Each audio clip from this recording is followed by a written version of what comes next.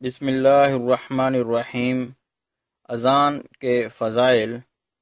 مدینہ کے تاجدار حضرت محمد مصطفیٰ صلی اللہ علیہ وآلہ وسلم کا فرمان خوشگوار ہے، ثواب کی خاطر اذان دینے والا اس شہید کی مانند ہے جو خون میں لتھڑا ہوا ہے، اور جب مرے گا قبر میں اس کے جسم میں کیڑے نہیں پڑیں گے۔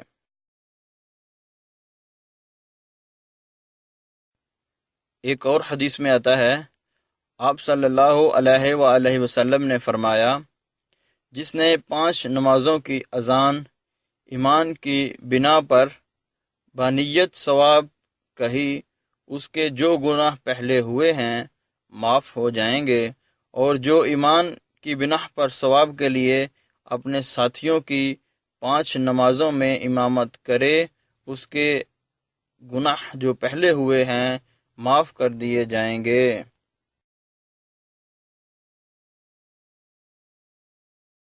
اسی طرح ایک اور حدیث میں آتا ہے، آپ صلی اللہ علیہ وآلہ وسلم نے ایک بار فرمایا، اے عورتوں، جب تم بلال کو اذان و اقامت کہتے سنو تو جس طرح وہ کہتا ہے تم بھی کہو کہ اللہ عز و جل تمہارے لیے ہر کلمے کے بدلے 1,00,000 نیکیاں لکھے گا، اور 1,000 درجات بلند فرمائے گا، اور 1,000 گناہ مٹائے گا۔ خواتین نے یہ سن کر عرض کی، یہ تو عورتوں کے لیے ہے، مردوں کے لیے کیا ہے؟ تو آپ صلی اللہ علیہ وآلہ وسلم نے فرمایا، مردوں کے لیے دگنا۔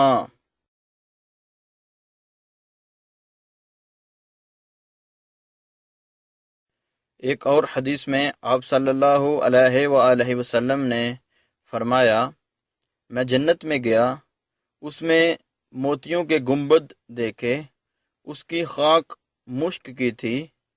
پوچھا، اے جبرائیل، یہ کس کے واسطے ہے؟